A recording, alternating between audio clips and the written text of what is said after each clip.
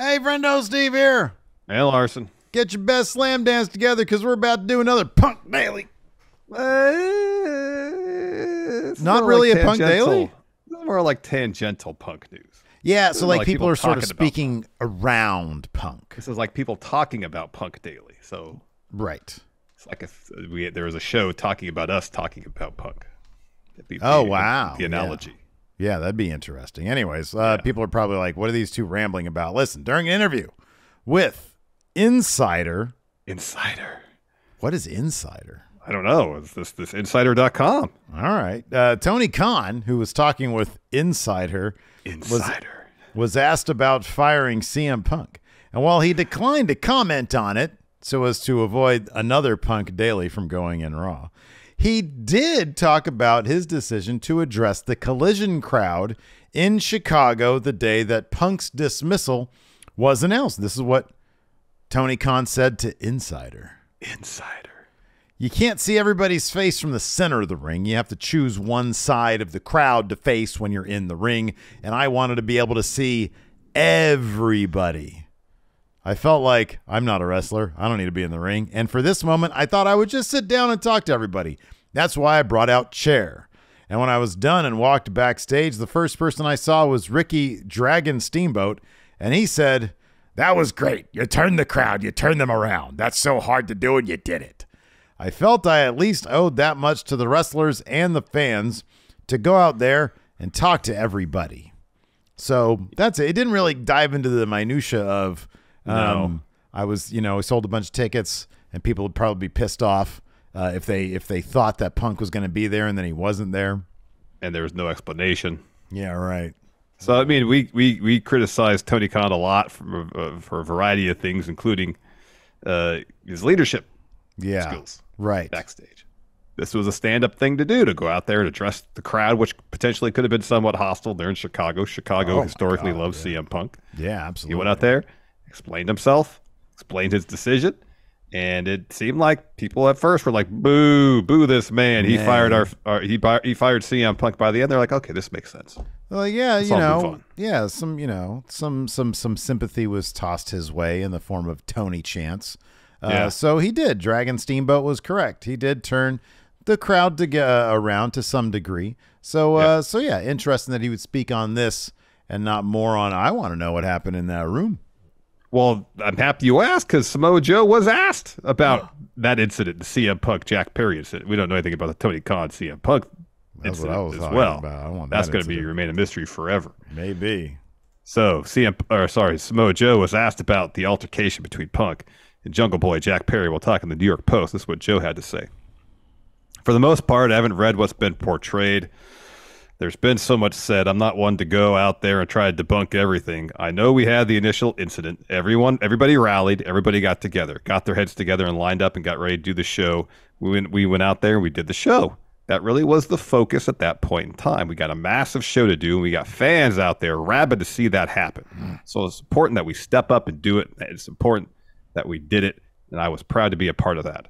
I'm used to that environment." He's asked about how tense the situation was backstage. Joe said, "I'm used to that environment. Those things don't seem very intense to me, but it could be something crazy intense to someone else. I wasn't really affected by the moment. I was more focused on getting the show back on track and getting us going because it was bell time." Talking about leadership, Samoa Joe, leader. Been through some real shit, that Samoa Joe. Yep. Seemingly. Unfazed. Everybody, focus on the show. He's like, "Look, I was in Nam. This was nothing." I don't think he was actually in Nam. He's like our age. But in the wrestling industry, I'm sure he's seen some crazy shit, backstage. Who knows what, for example, Necro Butcher was doing backstage. Although he seems like a pretty chill dude. Like when you watch on the wrestler, he seems pretty chill. Yeah, maybe. Not in the ring, but like backstage. Yeah. He seems Just in terms of like politics and stuff, I'm sure Joe's seen a lot of crazy stuff in TNA Impact. I mean, he was in WWE. Like being in the room with Vince McMahon is probably a pretty intense experience. Nightmare scenario right there. Total nightmare scenario. So, yeah, kind of interesting. Maybe he was speaking specifically about Punk. He was like, "Oh, this is nothing. That guy is crazy. He flies off the handle at the drop of a hat."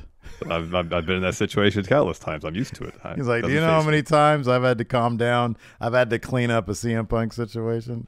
I'm joking. There's no evidence to suggest he was specifically speaking about CM Punk. But still interesting. Jericho also on Busted Open Radio on the podcast or radio show, whatever. It's Sirius XM, I think it is. Yeah. You know the one. Yeah, I do. Yeah, he was asked. Bubba Ray on it.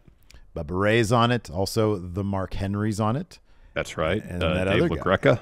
Dave LaGreca. Yeah, he's like the Us on that show. He is. He's not a wrestler. He's just a dude. Anyways, he was asked, simply put, is AEW better now than it was a month ago? Now, some context here. A month ago, CM Punk was in the company. Now he's not. And Jericho answered in the affirmative. He said, yeah, it is. It's better now. But he didn't dive into details. But, you know. It's not a surprising answer coming from him, especially. No, it was not a surprising answer coming from Chris Jericho. No. Hey, we never heard what happened at that summit. There was that summit that was supposed to happen with Tony and Punk and maybe FTR and Jericho at Jericho's house. Never really heard anything about that. Do we know that it happened? I think it did. I don't think we know for sure if it actually wow. happened, but I think it happened. What's all these summits that Punk was supposed to be a part of? Summit with the Young Bucks, and they were like, nah. You're on 6 months you need probation. good behavior for 6 months before there's any sort of summit, Phil. Right, exactly. And then the Jericho summit, everybody wanted a summit with Phil. My goodness. Could you imagine if you're such a polarizing figure that like everybody at your job had to have summits with you? I know you think summits are reserved for like tense political situations, you know? I think that's what you're talking about with AEW, man. Well, I mean, yes, but you know, the political world of pro wrestling is not normally what you think. Well, like growing up, I think of like Gorbachev and Reagan get together to summit. That was nothing compared to Punk Jericho. I guess not. That was like my introduction to summits. That was merely the fate of the world. This is much more important. Yeah, I guess so. Anyways, speaking of the fate of the world, there was a meeting to talk about the fate of WWE now that it's merged. It's Rawgate muted to a different company, the UFC. PW now it's Insider. known as TKO. Oh, that's right. They're TKO now. TKO. So PW Insider reported today that Vince McMahon. Sorry, not to be confused with Insider. Bro, I need to know what this insider is, man. Anyways, yeah. So PW Insider reported today that Vince McMahon, Nick Khan, and Endeavor's Ari Emanuel, who Vince referred to as his boss, god damn it, held a meeting for all employees at WWE headquarters today. The meeting, which reportedly lasted between 12 and 15 minutes, was described to PW Insider as a rah-rah get-together and featured Vince explaining that he greenlit the merger with UFC because the company had, get this, plateaued, and that the deal with Endeavor was needed to take WWE to the next level. Yes, Larson. Like over the last 3 years, like WWE has year over year made more money than it had the previous year, correct? Mm-hmm. Yes, correct. Yes. I mean, that doesn't feel like a plateauing. Plateauing is like, hey, for 5 years, we've been stagnant. We haven't made any more money than we did the year prior. Yeah. Right? Yeah. Like ratings are on the upswing. Right. Yeah. There's a lot of metrics you can point to thinking, no, WWE's on the come up, not plateauing. Anyway. No, I feel you, and a lot of other people feel you, because Fightful Select reported that Vince's claim was similarly met with eye rolls from those in attendance and reaffirmed the beliefs of those who felt that Vince made the deal so he could remain in power at WWE. If you, like, again, this is sort of, I guess, playing devil's advocate. Chances are Vince did this so he can come back. I get that. But pretty much all big media companies are like these days, especially on a war to like exponentially increase and get bigger and more profits for shareholders, et cetera, et cetera. Maybe Vince McMahon, him referring to the company as plateauing and my eyes are rolling as I'm speaking, was more like this is obviously a move that we can make to exponentially get bigger as opposed to get bigger at the pace that we were getting bigger at. I mean, saying that we plateaued is stupid. If he had said something like, our growth was impressive, but I feel like this can accelerate that growth it can be more impressive. This can accelerate the growth. But it is incredibly disingenuous. I agree with you. It's incredibly disingenuous to say their growth had plateaued because it hadn't. Yeah, I agree. I agree. It with plateaued that. to be in 2018, 2019, but not now. Yeah. Not now. So, yeah, I don't know. We'll see how all that works out. I honestly think this is all going to come down to, is this federal investigation of Vince McMahon, is it going to mean a damn thing? Did Ari Emanuel just sucker Vince McMahon into handing over his company for not a mess? I know Vince is worth billions, but this is a merger, not a sell. Yeah, I know. It's an interesting deal. Speaking about the idea of WB being in a position now to grow exponentially, I don't have the data in front of me. Sure. As far as UFC's growth after Endeavor acquired it as opposed to before. Mm-hmm. So I don't know if there's a comparison to be made as far as what WB could expect in the future based on what has happened with UFC. But you think any of the other prospective buyers that were rumored or thought possible, like Disney, like Amazon, like NBC Universal, whether they were all any of them serious suitors to purchase the company or not, there are obvious upsides to any of those media companies purchasing WWE. Yeah, right. Yeah. Whether it's influx of capital, whether it's chances for increased distribution. And again, I don't have the metrics in front of me as far as the UFC data pre and post Endeavor purchase. I just don't know what Endeavor has to offer that would make the deal in terms of company growth better than any of the other ones. Yeah. No, I mean, your guess is as good as mine. I don't know. I mean, from what I was just reading this Forbes article about Endeavor being a highly, what is this? It's saying that a highly leveraged company with $3.2 billion of debt. And they've got, according to this, says TKO has less than 3 years to deal with the ticking time bomb. $2.7 billion of UFC's debt is due in 2026. So I don't know, man. I don't know. It remains to be seen if this is even a good deal. Yeah. I don't know. Not a good deal for shareholders, it seemed like, at least immediately. What? Yeah, I'm trying to look at the price. So I think when TKO launched, I think the opening share price was more or less the same as what WB was trading at. Yeah. That's what. Okay, so let's see. Oh, right here. Here we go. TKO Group Holdings, $105.50. That ain't really much different than what WWE was trading at. No, it's kind of held steady in the last week then. Yeah. So I don't know. We'll see. Yeah, it remains to be seen. Could you imagine Vince only did this deal to come back nothing? Yeah. I don't know. I guess it wouldn't shock me. He's weird. No, it wouldn't shock me terribly either. Yeah. Something else that's not going to be terribly shocking is if AEW ends up on Max. Mm-hmm. That's Warner Brother Discovery streaming service. So Winning Time, one of our favorite shows, may be canceled. But Max is getting into the sports business. Streaming service announced today that they'll be adding Bleacher Report sports add-on to the service for an additional $10 a month. You get your $10 or whatever it is for Max now. $10 to get live sports. We're talking Major League Baseball, NBA, hockey, amongst others.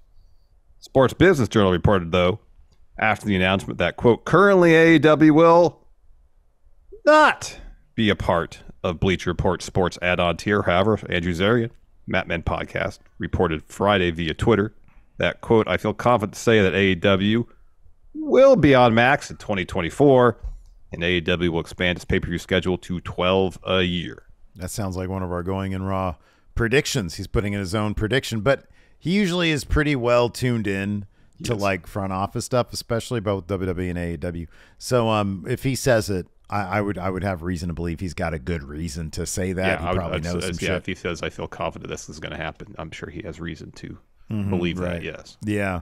I mean, it remains to be seen. When you look at the WWE, network and then the Peacock arrangement, it's a ridiculously good deal to get whatever $10 a month and you get all the WWE pay-per-views, such that it was such a like an industry changer, because now AEW comes along, they're charging $50 a pop for their pay-per-views. If they go monthly and charge on top of the $10 a month for Max Sports, I don't know that I don't know they're going to keep on doing that. Hopefully they'll be able to cut a sweetheart deal and get their pay-per-views on Max just for that $10 a month, or at least the ones that aren't the big four. Clearly the big four, maybe even Forbidden Door still, are going to be at the full price. But yeah, I don't know. I mean, you risk, outpricing your product for a portion of your viewership. I mean, I know UFC, they have if they do that route where they, at least for the major 4 or 5 pay-per-views, you got to pay the $10 to get an opportunity to purchase pay-per-view. Well, that's like what ESPN Plus is doing with the UFC pay-per-views, and it's outrageous. It's super expensive. $10 whatever a month just to get the opportunity to purchase the $70, $80 UFC pay-per-view. Yeah. On a monthly basis. That's ridiculous. Right. Yeah. That's ridiculous to ask your fan base to pay that much every month. Especially when you look at WWE and it's what, $10 on Peacock, you get the entire archive of what WWE has to offer. Peacock's a large streaming service. It's good for WWE. It gets more eyeballs on the product. Like quarter after quarter, they talk about how this show or that show did better than the year or 2 years prior because it was on Peacock as opposed to the network. Yeah, right. Yeah. If AEW can land on Max and do a similar deal with Max like WWE has with NBC Universal and Peacock, like immediately they might not be getting the revenue they did from the pay-per-view buys, but you're exposing your product to potentially a lot more eyeballs. Yeah, sure. Yeah. And the idea, I guess, would be, well, you'll have people signing up who may not be subscribers to Max Race sign up to get AEW content. Potential there for people who already subscribe to Max who might be maybe aware or completely unaware of AEW, come upon it. Oh, this is some decent enough pro wrestling. Yeah. I'll watch this. Yeah. You think that would be the what would make the deal attractive? Yeah. Yeah, dude. I don't know. I mean, Max, Warner Brothers Discovery is in such a weird spot right now. Yeah. Where, they seem like they need money. Well, I mean, that's the thing is they are, I read one, Twitter account the other day that just broke it down pretty simply. They're not interested in profit. They're not interested in anything beyond getting rid of their debt. And they're going to do everything they can to get rid of their debt. If they see an opportunity where there's a product with a ton of hardcore fans that are willing to plunk down $50 plus $10 for these pay-per-views, look, and people can ask Tony Khan this question on podcasts and in press junkets or press scrums, and he can just dance around it. Well, we feel we're providing blah, blah, blah, blah, blah. And this was the way it was done for X number of, decades. Yeah. And we're just getting back to that. We feel our product is a value product. He's not going to be beholden to anybody except for the people at Max, and people are going to pay not the same number of people that are paying for, their big four. No. But he better make sure that his product is really damn good to support that. Mm-hmm. But and there's going to be the point of like illegal streaming as well. But yeah, I don't know. I hope that they keep it consumer friendly, and $10 a month to get the back catalog and the pay-per-views. I think that's a good deal. But it's also the deal they have with Ring of Honor or it's the deal that AEW has for their consumers with Ring of Honor, and I don't know that they would consider the things equal. Well, you still have to buy the Ring of Honor pay-per-views on Fight, right? Oh, you're right about that. Yeah, you're right about that. Yeah. For $10 a month, you don't get everything in Honor Club. Mm-hmm. You just get the TV show and the back catalog. Yeah. So I don't know. Remains to be seen. But I'm not surprised that they'd go to 12. It just makes sense. It just makes sense to go 12. I mean, WWE established that standard, and I fully expected AEW to get there eventually. Yeah, you'd think so. Yeah. You'd think so. Anyways, that's it for this Quasi Punk Daily. Thanks everybody for tuning in. We appreciate it. Yeah, it's sort of like a mellow slam dance. There you go. More like an Ian Curtis type thing. Down, down, down, down, down, Punk Daily.